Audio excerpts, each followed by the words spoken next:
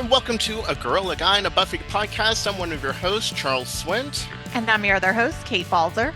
We're two friends who've been watching Buffy since the beginning. We are not a rewatch podcast. We explore the big bad themes of the show, and this podcast is full of spoilery goodness. So if you have not watched the entire series and don't want to be spoiled, press pause now. Hello, Kate. How are you? Good. How are you, Charles? Great. I'm super excited. This is a very special, you know how Buffy doesn't do a very special episode of Buffy? Like, that's not a thing that ever happens. Right. We are doing a very special episode of Our Girl, a Guy, and a Buffy podcast because we have HellmouthCon here with us, which is so exciting. Mr. Christopher Cullen. Christopher, hello. Welcome. Hello. Thank you for having me. I was just thinking about you guys saying hello to each other and how nice that is. It's a thing we like to do. It is. It is. We You greet know, each other. I mean, we've known each Yeah. other forever, so Yeah, it's still good to check in. exactly. But yeah, thank you so much for joining us. Do you like to go by Chris or Christopher? I go by Christopher in most of my real life, but for whatever reason, the con has decided I'm Chris. So whatever you want is fine. That's what I don't even think they put Christopher on the website anymore. They renamed me. It's fine. Gotcha. I understand. Yeah, I always say people often Katieify my name. I've never been Katie in my entire Mm. life. There's nothing wrong with the name Katie. I just have always been Kate. But for some reason, when I meet people, they're always like, oh, Katie. And I'm like, no, no, no, Kate. It's, I can't see So you you as a have the Katie. Chrisification of your name. Right. And do you ever get Charlie? I do. Actually, I used to not like Charlie for a very long time, and then for some reason something switched. And so like a lot of my online tags are Charlie. Like my TikTok tag is Charlie D and D. So yes, I've started to go by Charlie, but Charlie with a Y. It had to be Oh, different. of course. Well, that is fun though. A little Um, whimsy. I mean, here we yeah. are. Why not? Why not? We need more whimsy in the world. Yes, absolutely. So you guys call me Um, whatever you want, though. That's fine. Okay. well, tell us a bit about yourself and your role at HellmouthCon. Well, so it's our 10th anniversary actually this year, and I've Oh, been with the event since the beginning. The charity was actually founded in 2007, but our very first convention was in 2016, and I've been with the organization since 2014 when I moved out to LA. So I've sort of been with the con through a lot of different roles. I started in programming, and then I moved into social media, and then I ended up way over my head as the director of marketing and publicity, which are not things that I specialize in. And, and then I really found my footing in 2022 when we took some of the things that we were strongest at and turned it into a whole department. So now I run the fan experiences and specialty tableau department, a feast of fandom, the Ooh. FE love and it. S for the fandom is what I like to say. And I have a little demon mascot that I give to all my volunteers. But so the fan experiences are interactive, intimate party games with the talent. And also it can include the meals too. We're famous for our breakfast with villains, but we've been kind of diversifying the theme in later recent years. So fan experiences, like Charles attended one of mine last year, which was with Ken Lerner and DB Woodside, and it was Back to the Beginning, which was 144 different Buffy episode titles in a little Sunnydale satchel, and it was charades. And Team Flutie went up against Team Wood to battle it out to see who could guess the most episodes without speaking a word. And so it's like these fan experiences are about creating experiences and memories that you literally couldn't get anywhere else. I mean, Like who else can say that they've played charades with GB Woodside? Like crazy. It was so much fun. It was such a blast to do. And the people who are there are just so engaged with everything. They're in it for the whole thing. They're not, being standoffish or anything. Like they're very like invested and competitive and it's a lot of fun. it's something that really makes our convention different is that like these experiences are so unique. And I was telling Charles earlier, I was telling both of you, I guess, that like I really try to keep them unique. that I have to come up with a new spin or a new concept because we do have a lot of repeat attendees. And I don't want someone to say, Demon Pictionary again. So I have to think about what I never want that reaction. I always want it to be the most exciting part of your weekend. So that's the fan experience part. And the other one is the specialty tableau photos. So these are specialty photos that recreate or pay homage to specific moments or concepts in Buffy or Angel history. We've already released two for this year, actually. I'm thrilled to tell you about it. We have Claire Kramer and Amber Benson coming. So obviously, I've gone to every prop house in town to try to track down the English style park bench that they sat on. Mm, And while I haven't secured the exact bench yet, I have found a very, very, very similar one and reserved it for now. So we're going to have an opportunity. You're going to be able to take a photo with Amber and Claire on the bench and you in the middle, or Amber and Claire on the bench and you behind if you're a larger group. And like nothing like that has ever been done before. that's so The great. other thing, sorry, the other thing that Claire's going to do that is so cool is that instead of doing studio photos, she's going to do all her photos at the bench. Oh, So fun. you want to take a photo with Glory, you're coming to the bench and she's going to suck your brain. Love it. And that was totally her idea, by the way. Usually I'm over here cooking things up, but this one was all Claire. And I said, I'm on it. Let's do this. And so anyway, so it's just so much fun. There's so many other things I want to tell you about, but because they're not official yet, I can't. But it's a really good time of year. It's that good energy where all the pieces are falling into place. And I'm just sending the pitches to the actors to see what games they're willing to play and what poses they're willing to take. That's awesome. Kind of on that, how did you originally connect with the con to begin with? Oh my gosh. So I moved to Los Angeles by accident. I was coming here, driving here from Pennsylvania. I was going to spend 2 weeks babysitting my cousin while her parents were in Italy. And then in exchange, I had been invited to stay and hang out for another couple weeks. Except this was September of 2014.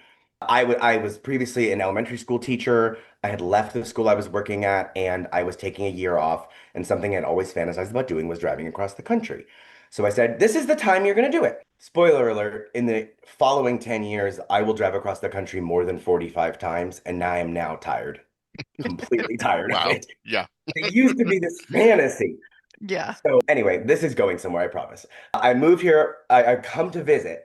The first 2 weeks that I was scheduled to be here babysitting, three ridiculous things happened. One of them is that I visited every single Buffy filming location I could find.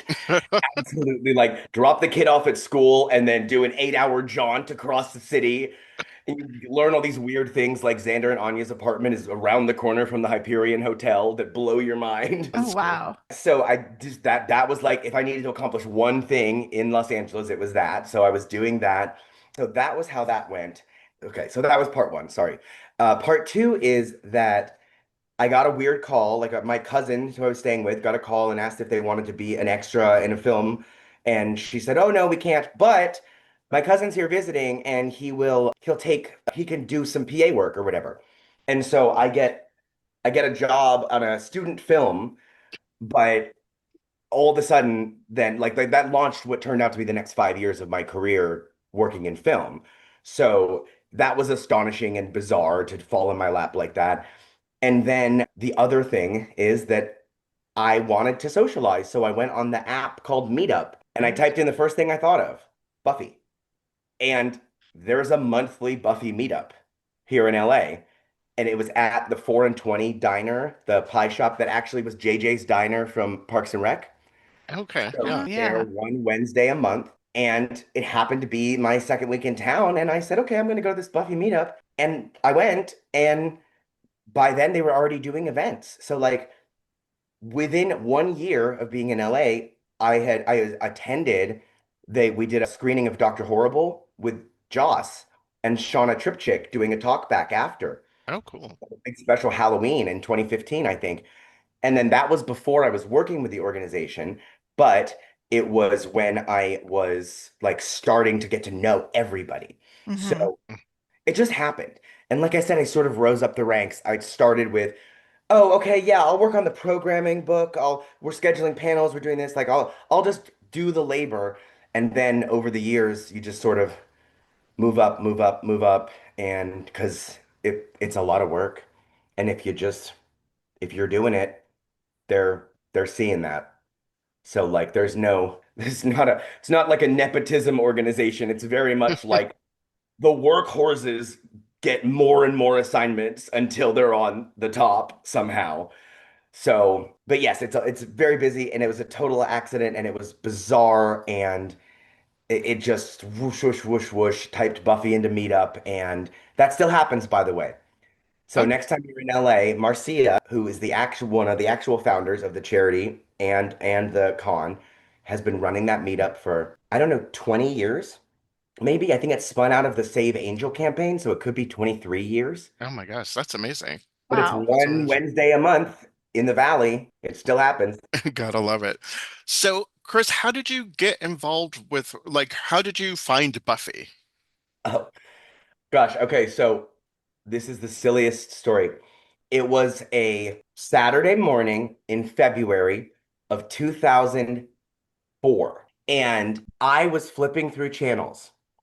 For whatever reason, I was home that Saturday. I had a lot of swim meets back then, so a Saturday at home was a luxury.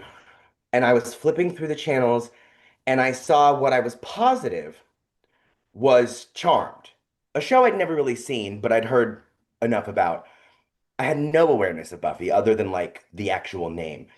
And I'm like, okay. And literally, the first scene of Buffy I ever saw is in Grave. And Oh, it's wow. Oh, Xander telling Dawn that Spike tried to rape Buffy. oh, That is the first Buffy scene I've ever seen. Random noon on a Saturday. The rest of that episode is so much like payoff, of course, being a finale, and that I just couldn't get out of my brain. Like, what were they talking about? What are all these things they were alluding to? And then Buffy became like a mystery box for me because I immediately went to the TV guide to look up when the next time I could watch it was. And it was at 3 p.m. after school on Monday. But that was season two.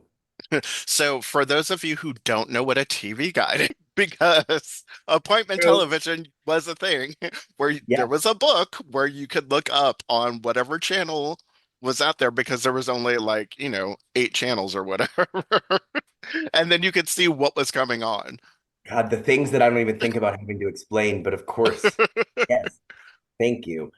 But so it was season two. So like you guys have no idea how jumbled my brain was. It became this like obsession to piece it all together because then meanwhile the season 5 DVD is at Walmart, so I go and buy that. So I've seen an episode from season 6. I'm watching 2 episodes from season 2 a day, and then I'm watching season binging season 5, and it's becoming this like puzzle that I have to fill in. I There was a moment at which I thought that Jenny Calendar and Tara were the same character. You were like, when did Willow start sleeping with Jenny? Her teacher. And it's so funny because they don't even look alike, but you know that like they fulfilled this similar role in the Hmm. season two, Right. season 6 that I was catching here and there.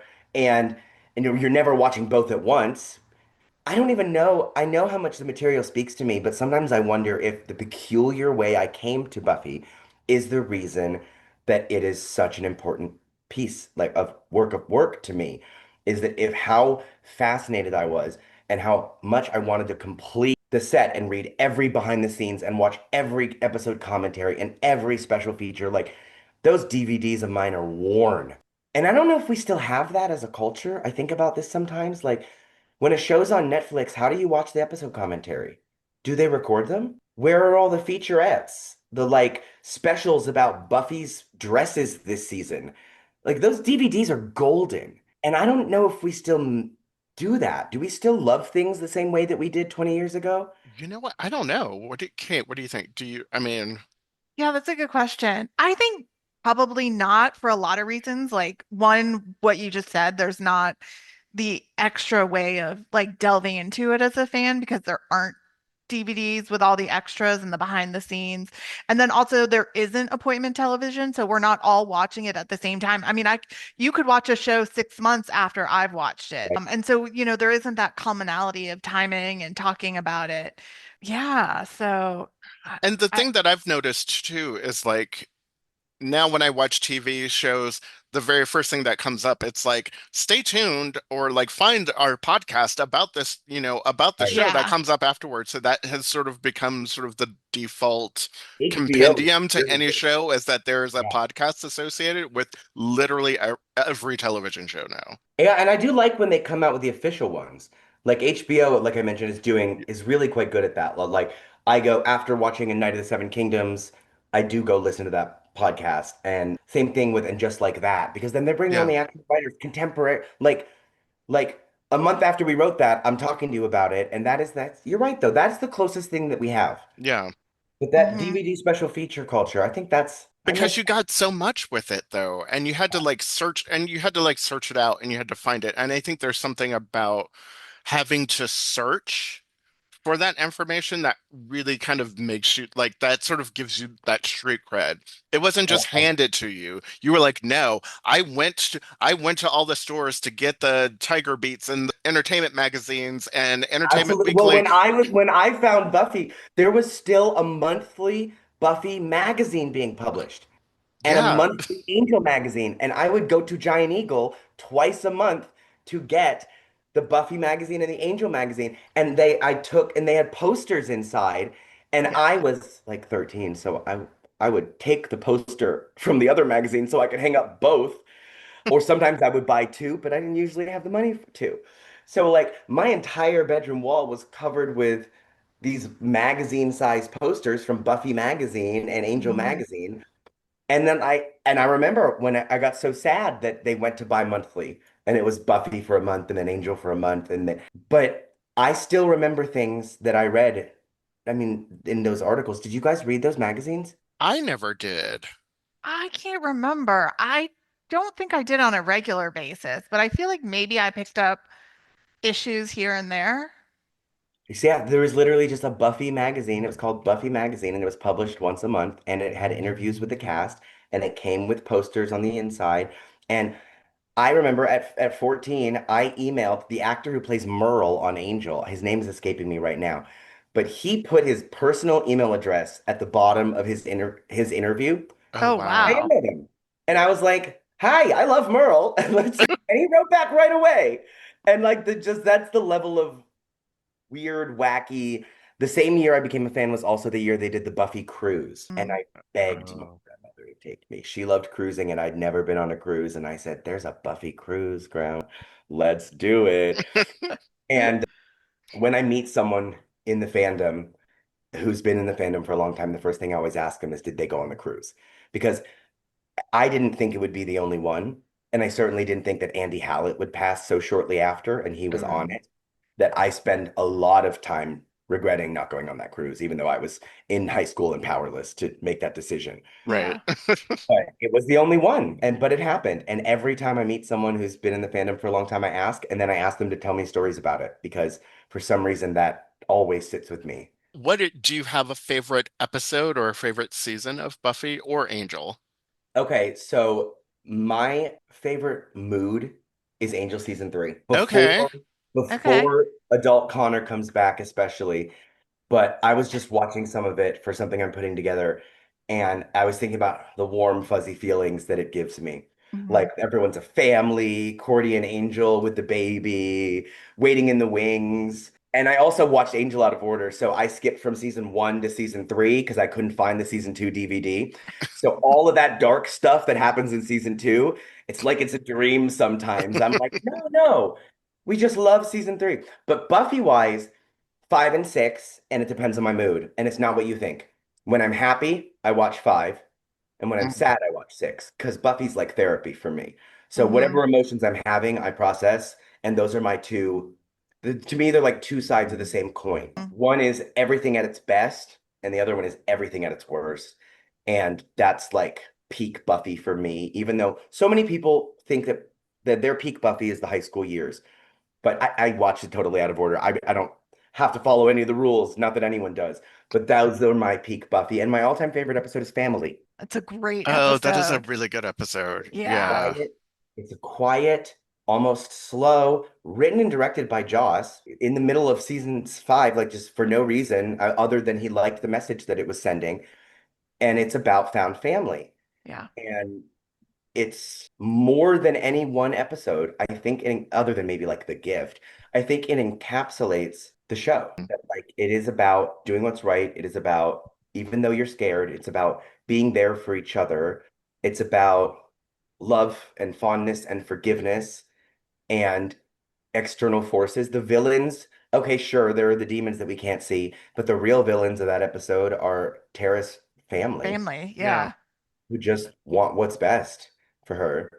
And it's such a powerful episode. I Yeah. can't watch that dance at the end without crying. Sometimes I can't even hear that song without crying. Guys, I've talked so much and I haven't said anything about the convention. Oh No, no, it's we're no, getting this there. is We're getting there. yeah, no, we are getting there. No, I'm And thinking about me. I was like, God, I'm such a rambler. I'm sorry. yeah, this is all great. We love doing these because it's so much fun to see people so excited about Buffy and about the show and what makes them tick. And I think that's one of the beautiful things about the fandom is that everyone has their own story of how they got into it and like the thing that makes the show special for them. And when you hear it, you're like, oh my God, that's so cool. Like it's almost like you find when you meet a Buffy fan and they tell you their story, it's kind of like finding a piece of yourself.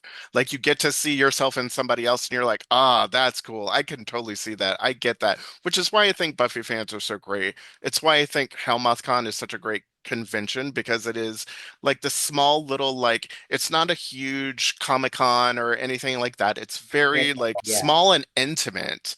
And it's like going to high school and spending the weekend at high school with like 300 of your closest classmates, and you're all just hanging out on campus. It's such a special thing too. I mean, was the con the first time that you got to be at the campus? It was, yes. Yeah. It is, it's an overwhelming feeling. Hmm. I wept the first time I was inside Buffy's house. Like, I was there having a meeting with the owner, who's no longer with us, unfortunately, and I had to keep it really, really inside. But I was like, I think I'm having a spiritual experience right now. And that's what I remember feeling like the first time I walked to high school, my first week here in town, is that it is a really weird feeling. It's like it feels like hallowed ground. It's so cool. I'm so, so incredibly fortunate that I get to stop by any weekend I want to take pictures of setups and figure out and like plan something special in a place that's so special to so many people. And it's that feeling that you see in people's eyes when they're there that they're like, this is a dream. Hmm. It is a dream come true. It always catches me off guard, but it has happened the last 2 years to me.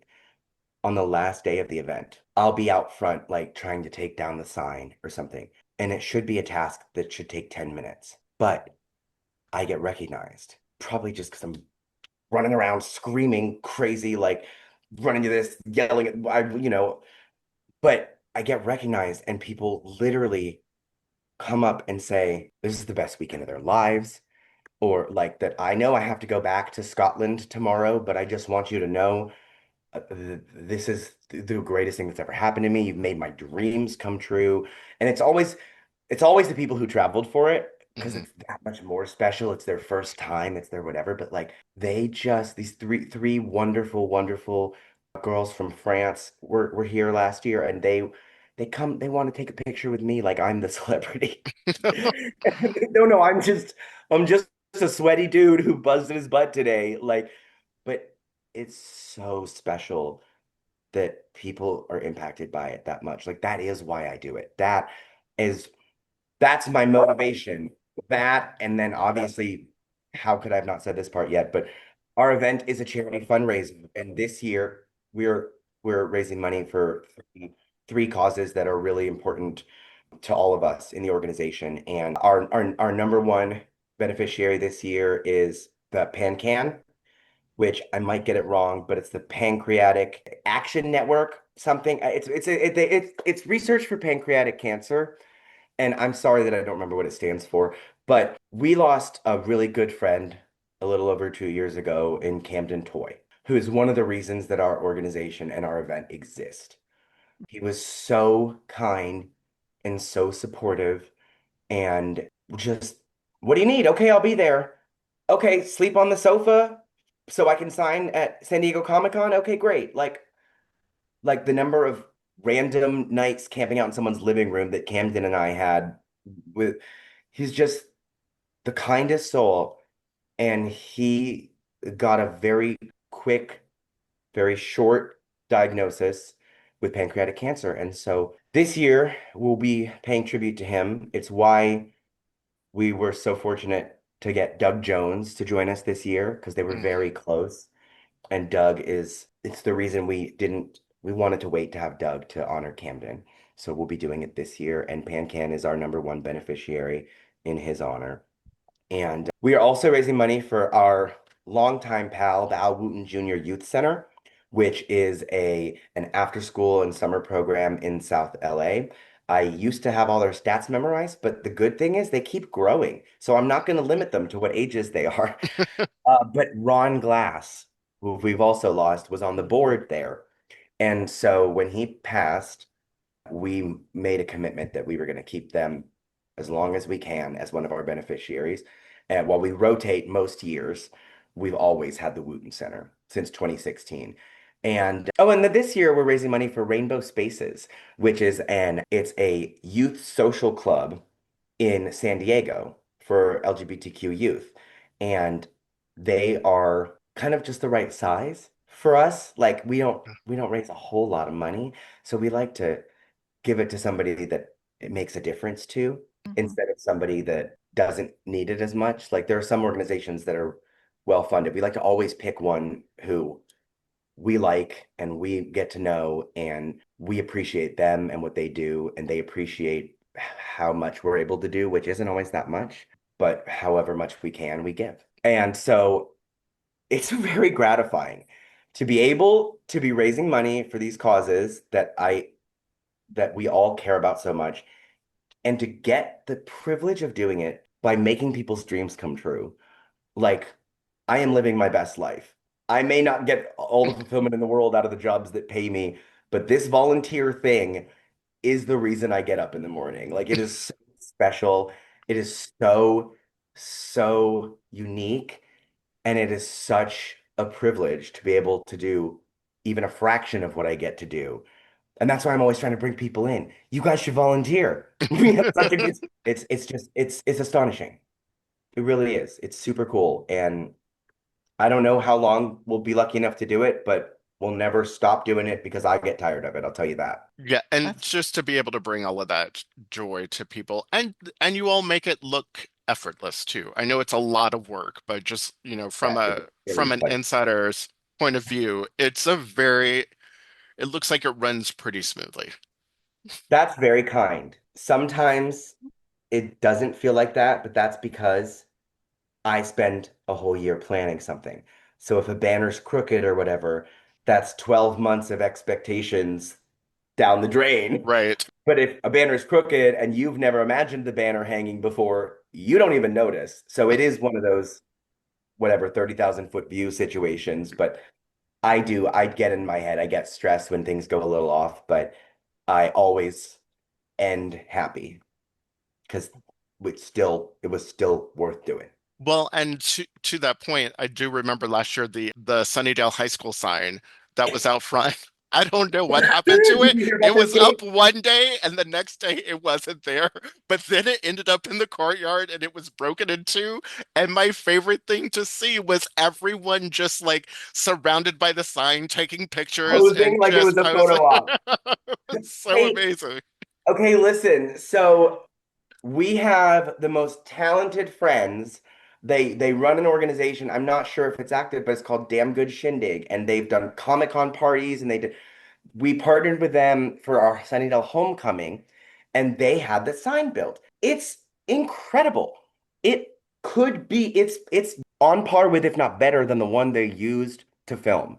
Like, except when we set it up this past year, I didn't bring the sandbags. So The doors had to be closed because it's on a pipe and drape because we're not allowed to hang anything from the school. So it's on a pipe and drape, and the doors were open, supporting the legs. Not providing actual support, mind you, but like making it so what happened couldn't happen. Well, registration got cold, and that's their right, but they closed the doors. And there is a video somewhere of that sign falling and people screaming and running away from it. And I don't know why, but I didn't save it when I saw it. But the wind, a gust of wind caught it. It's this big thing, caught it. And without sandbags and with the doors open, it fell in slow motion and shattered into more than two pieces, by the way. But it fell and it's not on the priority expense list to replace this year. So we're going to bring it back as a photo up in the courtyard. You can So just say it's the sign after Buffy blew up the high school Right. yeah, and took so out the mayor. exactly. I mean, honestly, exactly. So I'm sending you, I don't know why it's not in US dollars, but I'm sending you a t-shirt that we sold as the con t-shirt last year. We've just put it on our T Public because obviously we didn't know it was going to happen in advance. But I sent it in the chat. I made an I survived HellmouthCon 2025 shirt, and that's what it says on the front. And the D in survived is the scythe. And on the back, it's the picture of the sign shattered in three with the grass, the bushes poking out of it. And it says, yeah, it was a rough ceremony, which is actually a quote from Cordelia in Angel season one, when I can't remember if it's Wesley or Doyle, or somebody sees her scorched diploma. And she says, Oh, yeah. yes. Oh, right, right, right. But so I don't know. Nobody goes on our T Public. Five people probably have that shirt, and I'm one of them. But I wanted it to be honored because it seemed to be the thing that people remembered the most was when something went wrong.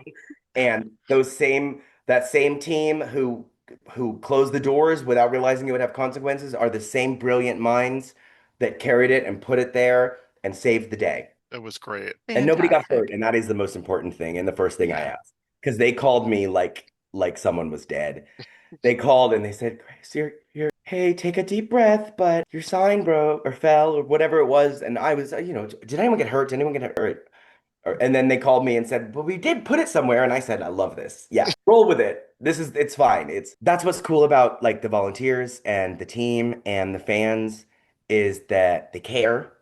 They're quick on their feet and immediately took what could have been a disaster and turned it into an opportunity, not just an opportunity, a photo opportunity that gave people an experience we didn't even know they needed.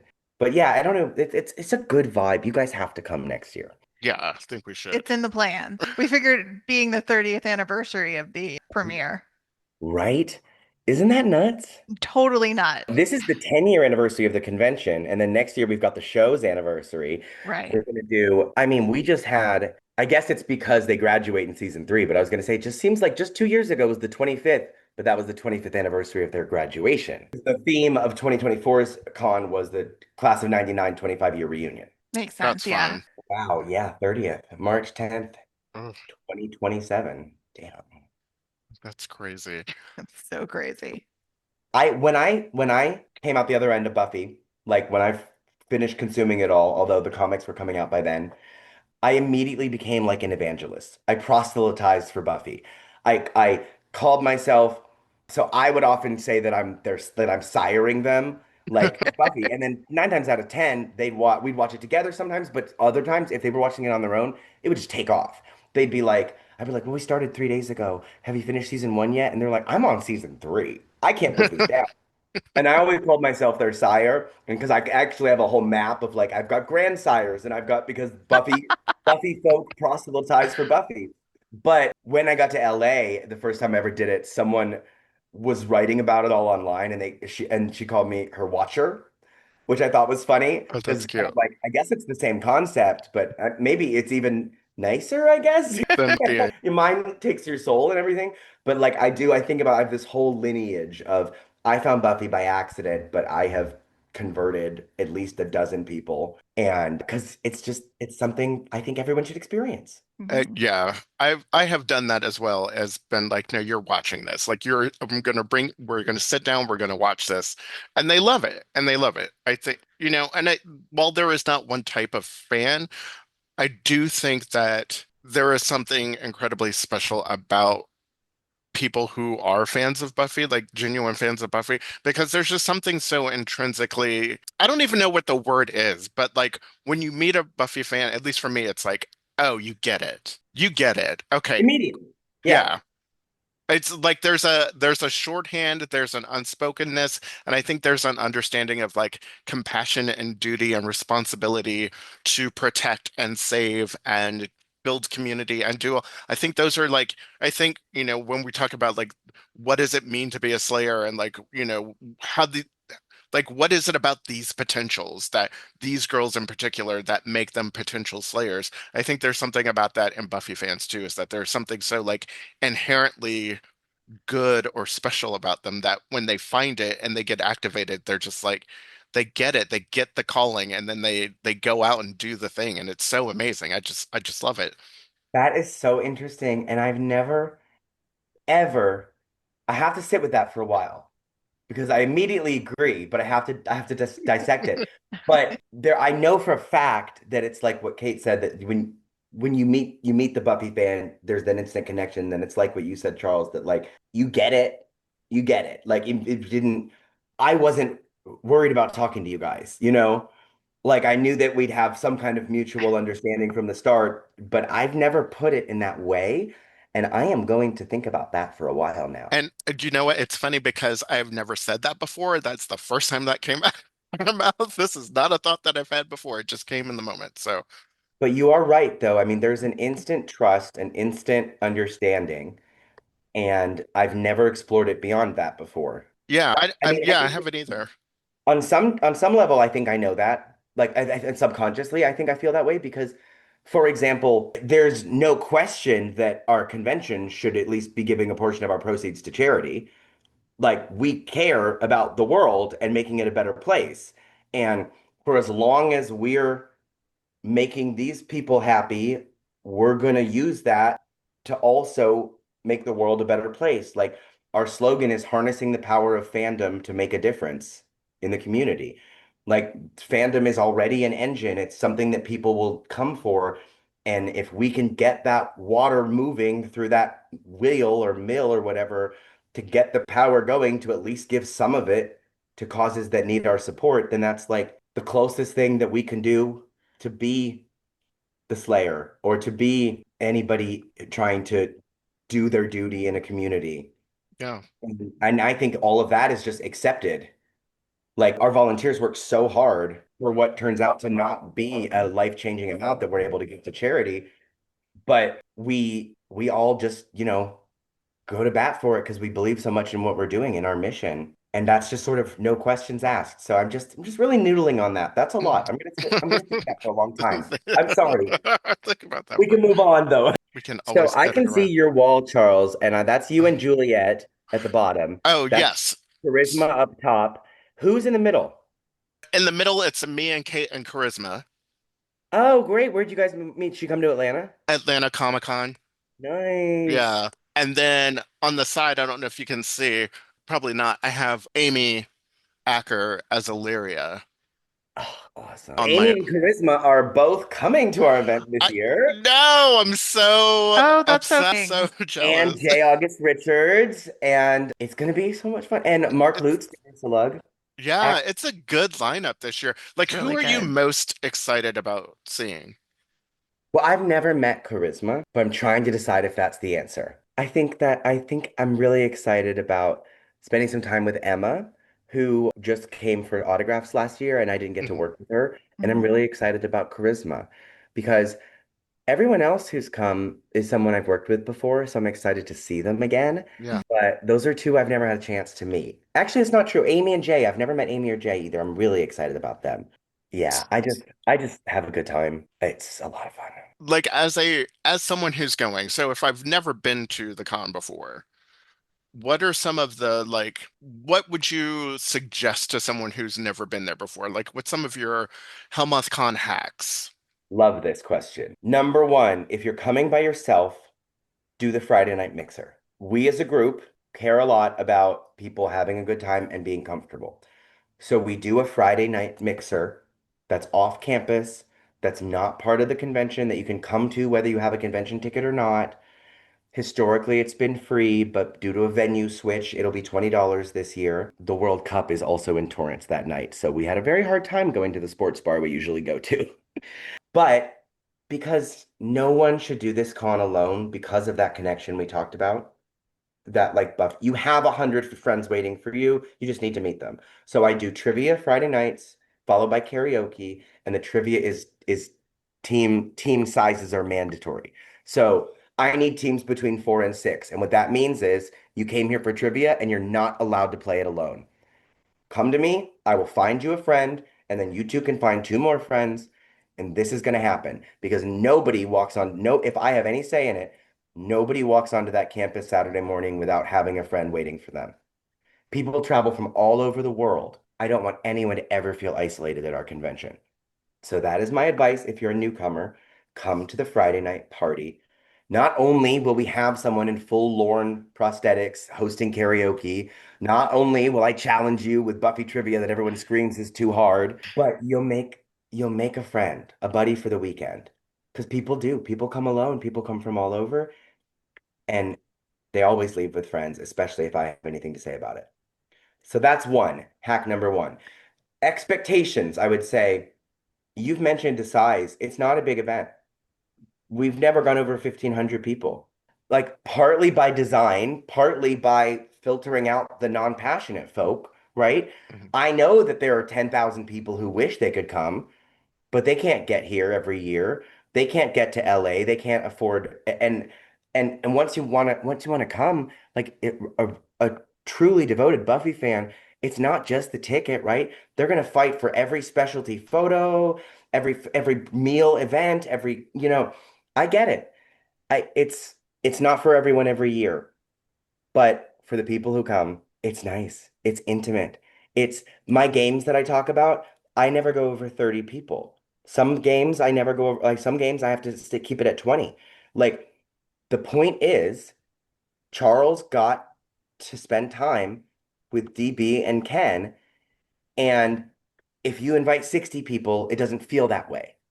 And what's important is that it feels that way. And so I guess that's another one. I guess the fan experiences tend to sell out sometimes within 5 minutes of dropping because, okay, maybe only 1,500 people are coming, but there are at least 30 of them who know that they want to do that. And so that can be a challenge. So pay attention to the release schedule. Like that, Charles, that game we played back to the beginning, it was my favorite hour of the entire con last year because the principals were so into it. But it wasn't a fast seller. Some of the others, most of them sold out within the first 5 minutes.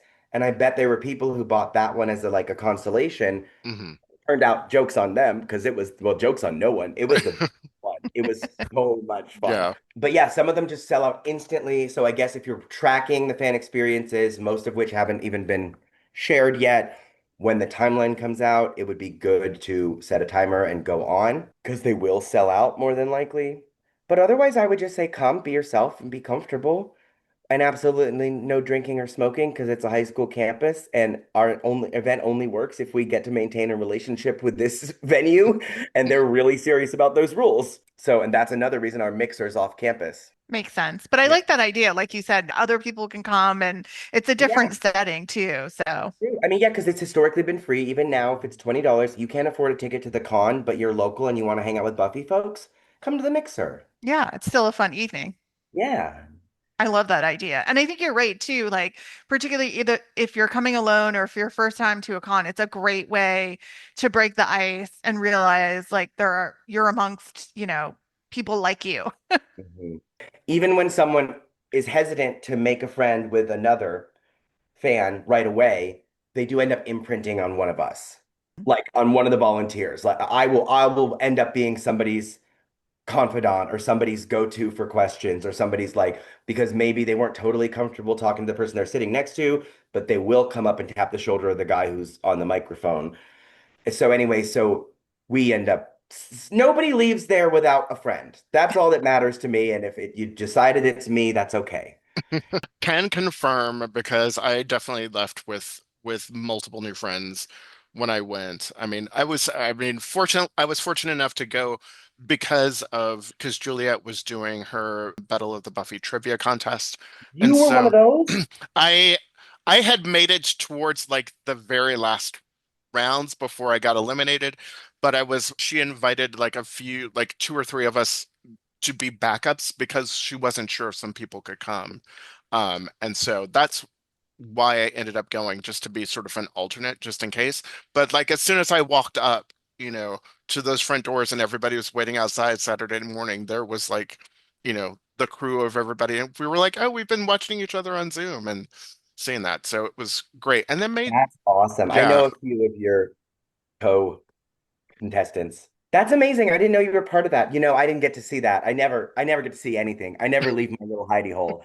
But uh, I think it's worth it because I think we have the most fun over in the annex. But I never get to a panel. I never get to a workshop but that's amazing. I didn't realize that. Yeah, it's great. And Valerie ended up winning, right? Yes, Mhm. yes.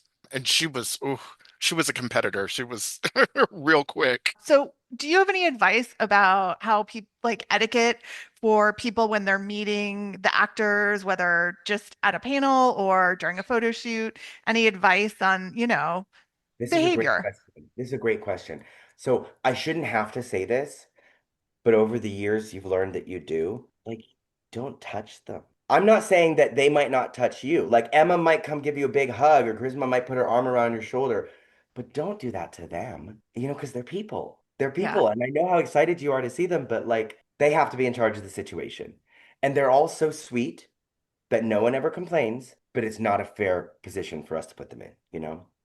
That's one of the things about when you come into my fan experience room.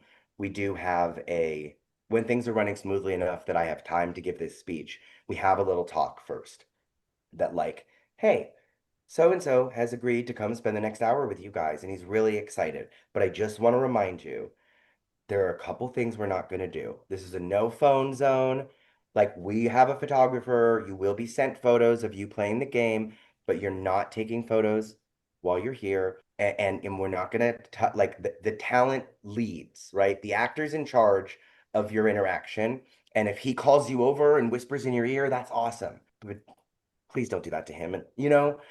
And like I said, no one's ever complained, but like, people get so excited that they're just not thinking. Like, that's the simple as it is. No one's rude or presumptuous, or you're just like, oh my God, I want to hug you so bad and I'm gonna do it right now. And honestly, some people, Stephanie Romanov would be upset if you didn't hug her. But you cannot assume that about anyone until you know them. yeah, So that's one. And then the other thing is, over the years, I feel like there's a surprising number of people who want to ask kind of like gotcha questions, like put them in difficult positions without realizing it. And that's not really fair either because they're here and they're being vulnerable with you already. And please don't ask them a question that they don't want to hear, or they don't want to have to answer, or that's difficult for them to answer. Someone, for example, we got the most wonderful panel pitch, and it's actually from Valerie, and it's about neurodivergency as hmm portrayed in the Buffyverse. And I think that she will give an absolutely incredible presentation. But that is an example of something I cannot put talent on Mhm. because it is inappropriate to ask Emma to be put on the spot about whether or not her character was autistic. Like, right. not it's not inappropriate to discuss this, but it's inappropriate for someone who didn't sign up for it to be forced to give an answer that they may not have had time to think about. Only, ask them questions that they wouldn't worry would make headlines if they misanswered. Right. Yeah, And don't ask absolutely. about, like, I don't know, if they bring up some kind of conflict with someone else or something like that, then let them talk about it. But don't gotcha them about, like, I remember that time you had a Twitter beef with, like, don't do that. They're people, they're here. Let's keep the vibes up. Hmm. And these guidelines, these things happen so rarely that, Yeah, like, the answer to your question is no. I don't have any guidelines or advice, but in 1/10 of a percent of people, I do feel that this should be said that, like, treat everyone you're there with the way you'd like to be treated and like a person. yeah. I think that's great advice. Yeah, I love that.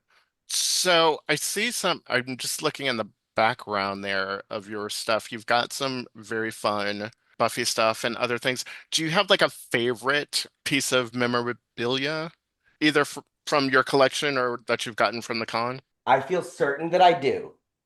And I feel certain that whatever answer I give you now, I will think of something later that I should have said. I will say, so I've got my Slayer scythe. I don't know what you can see, but I've got my Slayer scythe here. This is the Slayer's stake. Can you see this?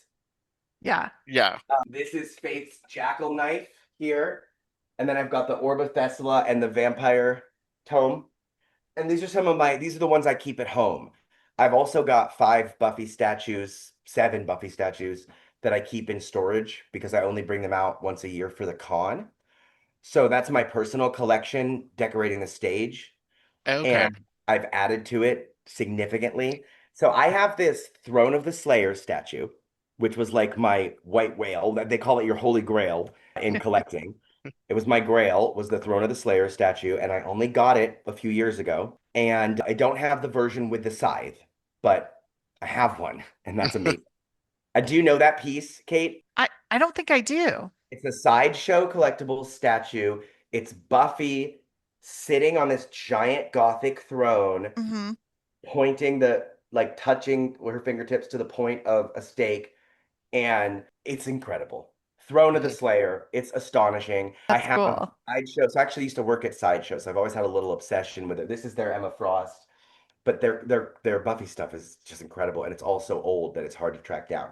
I've got the Faith statue with her, and these are like the size of this. The throne's bigger. That's why they go on the stage. I bring pillars for them. I've got the Faith with her crossbow. I can also do Faith with her knife, but I prefer the crossbow for the stage. And then since last year's event, I've acquired a Spike and an Angel from Sideshow, and I got those are statues, and then I got the premium format Angel because he comes with 2 heads. So I'm going to display an Angel and an Angelus. Oh, Oh, that's fun. awesome. Nice. Yes, so it is sad. I have a bunch of eBay searches saved for things that I only get to use 2 days a year, but I just love having them on that stage. I'm sure whatever it is, the answer to your question, I'll think of later, but instead I listed a bunch of things I love. I'm sure I have a prized possession, and I cannot think of it right now. And there's a vendor hall there at the convention, right? There's lots, Absolutely. yeah. We have the most incredible vendors who tailor some of them only vend at our event because they're so Buffy specific, but they tailor. So we take over the high school gym as the vendor hall, and it, that's the first thing that sells out is the vendor hall. Like we've had a wait list for vendors since August. Our people want to buy what our vendors are selling. Hmm. And Ray McDermott, who's our con chair, is so strategic with the vendor hall that like if one person is selling Buffy candles, then that's the Buffy candles person this year. We call it the Sunnydale Mall, but that is what it feels like. You are shopping at a Buffy only store, and it's awesome. And then that's also where our charity auction is. The Martin Katz Memorial Charity Auction takes place. It's laid out in the vendor hall, and 100% of the auction proceeds go to our charities. Is there anything else about the con that we haven't asked you about that you want to share or let people know about? It's really soon, and Yes. it's time. Like, get your tickets now because the last thing you want is to not be on that email list when the fan experiences and the specialty photos drop. So you definitely want to move fast on those. They sometimes sell out in minutes. And if you're someone who's waiting to buy your ticket until June, they may be sold out by the time you do that. So that's definitely something. Get on that list of ticket holders so you can get the good stuff. And I don't know, get the word out. I'm the head of publicity and marketing. So if you're listening to this and you've never heard of the convention, that's on me. I'm bad at this. I like the fan experience stuff. So I know a lot of people don't know about us. And I feel like once you know about us, you know. Like Yeah. I know our attendees. I apparently interacted with Charles for 5 minutes and I recognized him instantly. And like, I don't remember everybody's names, but like, I know that we have some people who have been coming for 10 years. Yeah. And because it's their favorite weekend of the year. I know it's mine. So give it a try. Yeah. And I know it's hard to travel right now. So especially if you're living in Southern California, come on down. There's nothing else like it. We all have a blast. We all love each other. We all get like soak in each other's rays of joy, and we're doing it all as a charity fundraiser. Like it could not be a better thing to gamble on. Yeah. And what are the dates again? Oh, so our Friday night mixer, Caritas, and evening at Caritas is June 12th, the $20 mixer in Torrance. And then the 13th and 14th is a Saturday, Sunday at the high school. Saturday's usually the biggest day because we go later, because Sunday we send everyone home at like 4. But you don't want to miss either day because you know we're cooking up something amazing for each one. And it's our 10-year anniversary. So I can't wait to see that program schedule. Yeah. And where can people find out more info and buy tickets? We are at fandomcharities.org/HellmouthCon if you want a shortcut right to the event. And that's going to tell you all kinds of things, what to expect, photos from last year, who our guests are, ticket tiers, when the timeline for specialty photos and stuff goes up, that'll be there. And yeah, so fandomcharities.org/HellmouthCon. And you can follow Hellmouth events across all social media platforms as well. That's And great. And we'll definitely link to that in the show notes as well. amazing. Yes. Excellent. Chris, thank you so much for joining us. Thank you for being here. This is so exciting. Again, thank you for all the work that you do to make this event possible. I know it's not just you, you have a huge team of volunteers that are Incredible. helpful. So a big shout out to them because I know how hard they work to make everything seamless and so much fun and and to all the talent that shows up, the vendors, the food. Y'all go to the food truck and get they had double meat burgers. It They was were so, so good. and they dressed Kate, the whole staff came in full Double Meat Palace garb, Oh my even the God. cow and the tail. And I mean, that picture is the first thing you're going to see if you go to our website, I'm pretty sure. Like, we were like, you guys get They That's understood the amazing. assignment. It was yeah. great. They're great smash burgers. They even have like vegan options, so it's great. There's Like, something the for real Double Meat everybody. Palace. Which is Uh, something the real Double Meat Palace didn't have. right. Actually, the real Double Meat Palace only had vegan Oh, options. that's true. Right, That's that's true. true, That's because right. Because it was no meat. It was meat it flavoring. Mhm. was meat flavoring. It wasn't actual burgers. You're right. Forgot about that part. Yeah. This has been great. Thank you so much. And thank you everyone to listening. If you want to reach out to us, you can email us at a Buffy podcast at gmail.com. And you can follow us on all the social media platforms at a Buffy podcast. Perfect. Fantastic. We'll see you Thank next you. time. Thank you, Bye. guys. Bye.